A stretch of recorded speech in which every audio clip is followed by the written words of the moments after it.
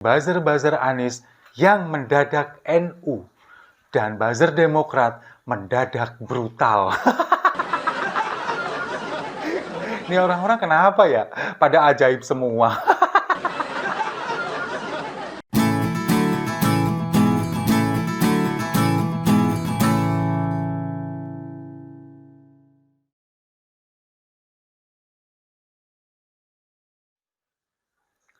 Salam damai untuk Indonesia, berjumpa lagi bersama saya, Papa Dimas.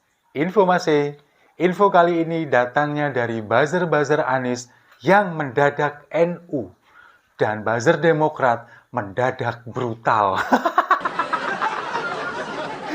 Ini orang-orang kenapa ya? Pada ajaib semua.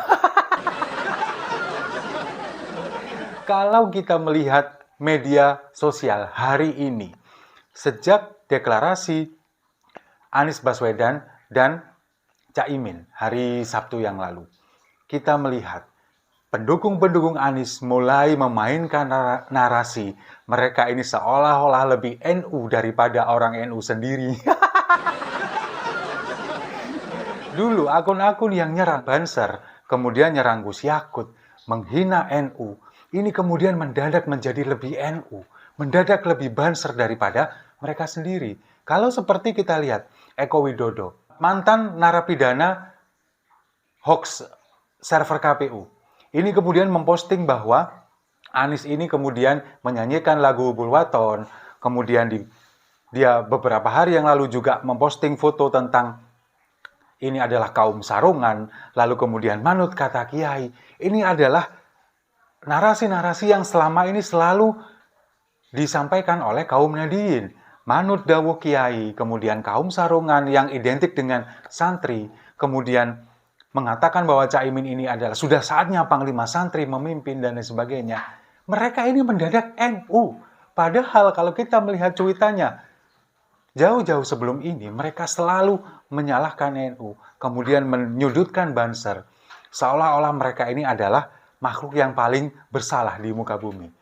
Dulu ketika Gus Yakut mengatakan akan menertibkan toa, tentang menertibkan bagaimana penggunaan toa masjid, tentang azan di beberapa masjid, kemudian penggunaannya untuk kegiatan ibadah di masjid, ini kan kemudian mereka menyalahkan Gus Yakut sebagai penista agama.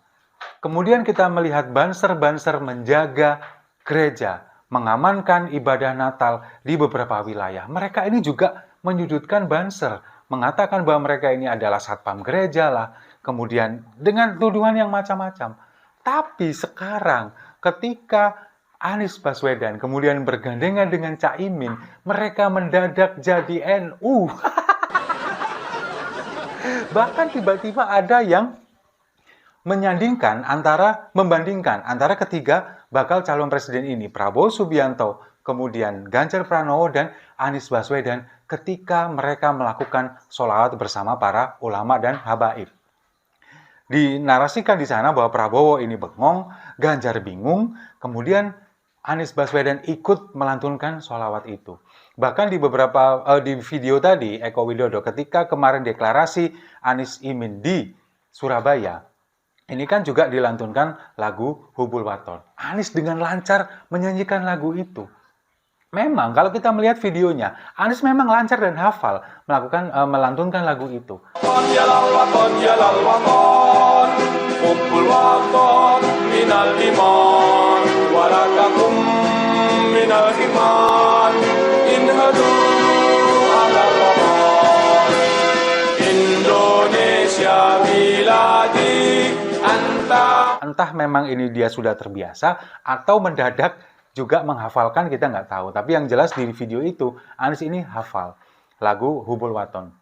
Nah, inilah yang kemudian membuat para buzzer-buzzer Anies Baswedan ini menggiring opini bahwa mereka ini sekarang seolah-olah menjadi lebih NU daripada NU. Tapi kalau kita melihat rekam jejak dari buzzer-buzzer Anies Baswedan ini, selama ini, sejauh ini mereka ini identik dengan kaum-kaum intoleran yang sering kita sebut sebagai kadrun itu. Mereka selalu mendiskreditkan NU, terutama para banser-bansernya, dan Menteri Agama Gus Yakut yang notabene adalah Panglima Banser, orang NU. Ini kemudian juga mereka musuhi ketika dulu baru diangkat atau dilantik oleh Presiden Jokowi sebagai Menteri Agama.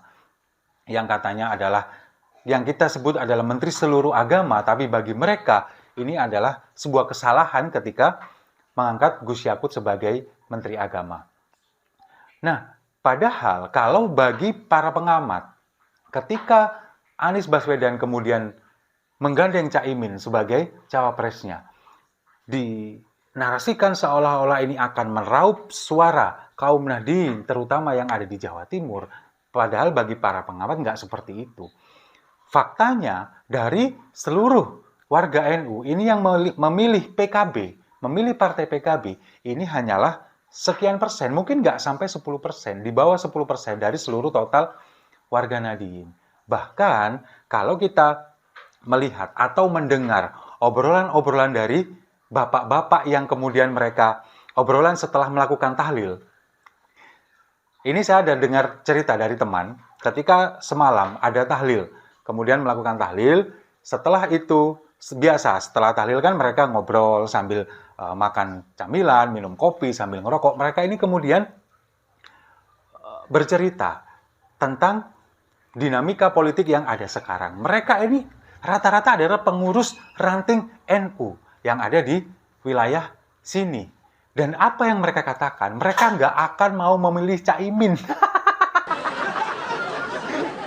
Mereka ini padahal pengurus ranting NU, bahkan beberapa adalah dari PKB.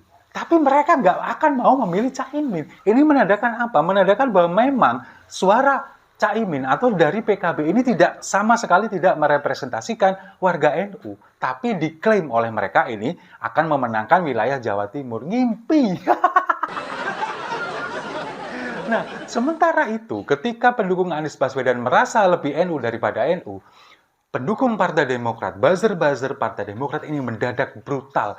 Mereka kemudian memposting segala macam kejelekan Anies Baswedan. Seperti Johnson Sintindaon, kemudian ada Panca, si Gagap. Ini kan kemudian juga mereka memposting tentang keburukan Anies Baswedan, bahwa Anies ini pengkhianat, kemudian hati-hati dengan sosok ini.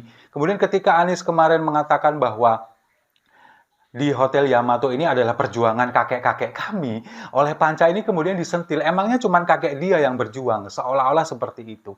Inilah yang membuat akhirnya kita sebagai pengguna media sosial, sebagai netizen, ya ketawa-ketawa sendiri melihat polemik yang ada di kubu mereka ini. Mereka jadi tarung-tarung sendiri, berantem-berantem sendiri, cakar-cakaran, dan kita gelar tikar sambil ketawa-ketawa.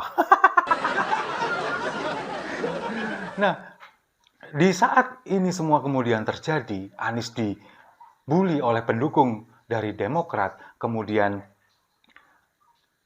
pendukung-pendukung Anies ini merasa lebih NU daripada NU, dan apa yang dilakukan oleh Nasdem? Nasdem rencananya hari ini akan melaporkan SBY ke Bareskrim. Ini politik macam apa lagi?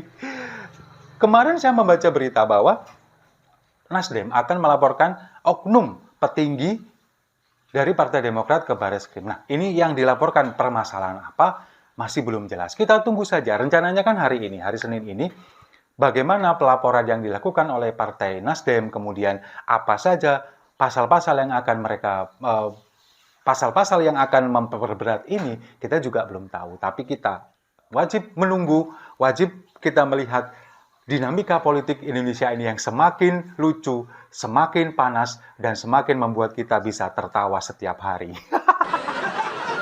Setuju ya?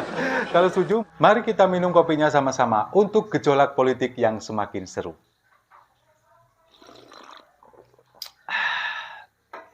Saya rasa itu. Terima kasih sudah menyimak. Jangan lupa like, komen, dan subscribe. Sampai jumpa di video-video saya selanjutnya.